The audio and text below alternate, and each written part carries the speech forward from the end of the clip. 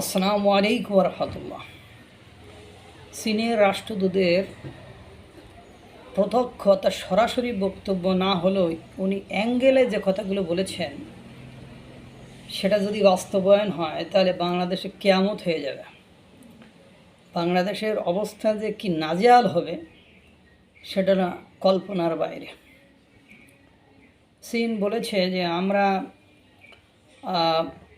রাখাইনদের অর্থাৎ রোহিঙ্গাদের প্রত্যাবর্তনের জন্য 2023 সালে ত্রিপক্ষীয় একটা চুক্তি করেছিলাম বা সমঝোতা চেষ্টা করেছিলাম, কিন্তু সেটা সম্ভব হয়নি।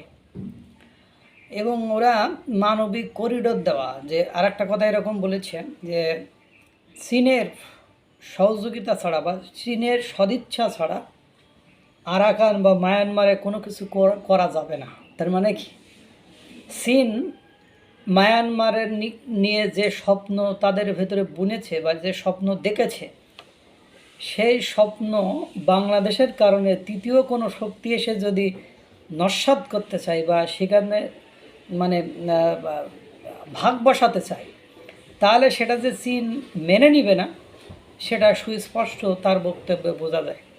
যে কথা হলো, আপনারা জানেন এই যে রোহিঙ্গারা হাজার হাজার লক্ষ লক্ষ রোহিঙ্গা বাংলাদেশে এসেছে, কাদের অত্যাচারে এসেছে? তৎকালীন মায়ানমারের যে সরকার ছিল, যে জান্তা সরকার ছিল, তাদের অত্যাচার থেকে বাঁচার জন্য তো এসেছিল।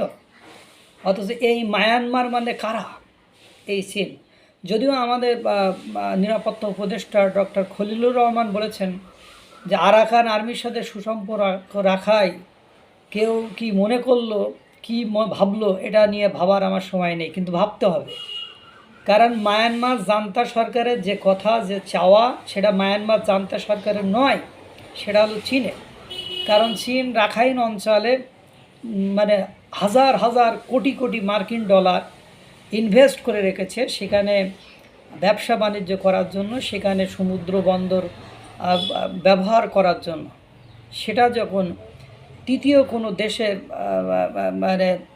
কোনো দেশ নিয়ে নেবে বা সেখানে ভাগ বসাবে, তখন তাদের মাথা নষ্ট হয়ে যাওয়াটা স্বাভাবিক। এই যে আরাকান আর্মি, তখন এদের অত্যাচারে আসছে, এখন আরাকান আর্মি আর আরসা বাহিনীর অত্যাচারে রোহিঙ্গারা বাংলাদেশে আসছে। এখন চীনের সদিচ্ছা ছাড়া আপনারা শত চেষ্টা করেও আপনারা রোহিঙ্গা কি ফেরাতে পারবেন? এবং চীন সেখানে বলেছে যে আমাদের ইচ্ছা শক্তিটাই সেখানে কাজে দিবে, এবং আমরা আরাকান আর্মি এবং মায়ানমারের মধ্যে শান্তি চুক্তি করার চেষ্টা করেছিলাম। চীন মানে এই মায়ানমারকে একচ্ছত্র আধিপত্য, একচ্ছত্র অধিকার ভোগ করার জন্য চেষ্টা করেছেন। আর এটা জাতিসংঘের মানবিক করিডোর দেওয়ার নাম করে সেখানে কাদেরকে করিডোর দেওয়া হবে সেটা সকলে ভালো করেই জানে। সেটা মার্কিন যুক্তরাষ্ট্রকে করিডোর দেওয়া হবে, কারণ বিশ্বের যতগুলো দেশে জাতিসংঘের নাম করে করিডোর দেওয়া হয়েছে, সেখানে অধিকাংশ সময় দেখা গিয়েছে মার্কিন যুক্তরাষ্ট্রকেই দেওয়া হয়েছে। আর যেসব দেশগুলো করিডোর দেওয়া হয়েছে সেই দেশগুলোর অবস্থা কি যে নাজেহাল হয়েছে সেটা আপনারা জানেন। এবং এই মায়ানমারের কাছে চীন, রাশিয়া, ভারত, এখানে দেখেন এদের হাজার হাজার crore crore lakh lakh million million dollar ওখানে ইনভেস্ট করা আছে, তারা কিন্তু কোনোভাবে এটা পজিটিভলি নেবে না। এদিকে মার্কিন যুক্তরাষ্ট্র নাসরবান্দা, তারাও কিন্তু ছাড়বে না।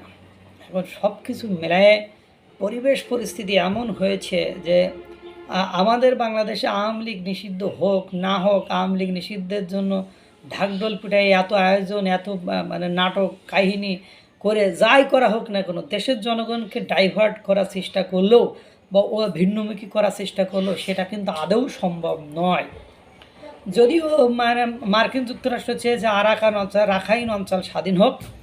এবার বাংলাদেশের জামাত শিবিরেরও এক নেতা এই কথা কিন্তু বলেছে। এই জন্য দেখবেন যে আওয়ামী লীগ নিষিদ্ধের বিষয়টিতে এনসিপি, তারপরে বা আপনার জামাত শিবিরের একত্রিত হয়ে, মানে ওই চাওয়াটার সাথে যাদের মিলে গিয়েছে তারা একত্রিত হয়ে এই ফাংশন তারা করতে যাচ্ছে। কিন্তু যাদের বোঝার তারা কিন্তু ঠিকই বুঝে গিয়েছে যে এটার মাধ্যমে তাদেরকে ডাইভার্ট করে, তাদেরকে গতিপথ পরিবর্তন করে, তাদেরকে ভিন্নমুখী করার চেষ্টা করছে। কিন্তু চীন চীন কি বাংলাদেশের মতো আমাদের মতো সাধারণ জনগণের খেলা খেলে, না চীন কি আমাদের মতো সাধারণ জনগণের বুঝ নিয়ে চলে?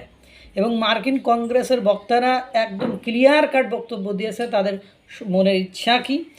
তারা বলেছে ওই অঞ্চলটাকে দখল করে সেখানে একটা তারা স্বাধীন রাষ্ট্র প্রতিষ্ঠা করতে চায়। তার মানে তারা কী চায় সেটা কিন্তু এক্সপ্রেস অর্থাৎ প্রকাশ করে দিয়েছে, এটাও চীন জানে। সুতরাং এই মানবিক করিডোর চীনের অনুমতি ছাড়া চীন তো কখনোই এটা রাজি হবে না। হাজার হাজার কোটি টাকা তাদের নষ্ট হয়ে যাবে, তাদের এই অঞ্চলে একচ্ছত্র আধিপত্য বিস্তারের যে সুযোগ সেটা হাতছাড়া হয়ে যাবে, এটা তো চাইবে না। সুতরাং বাংলাদেশ যে একটা গেড়াকলে পড়ে গিয়েছে, বাংলাদেশ যেটা কিয়ামতের আলামতের মধ্যে পড়ে গিয়েছে, এটা কিন্তু বোঝা যাচ্ছে।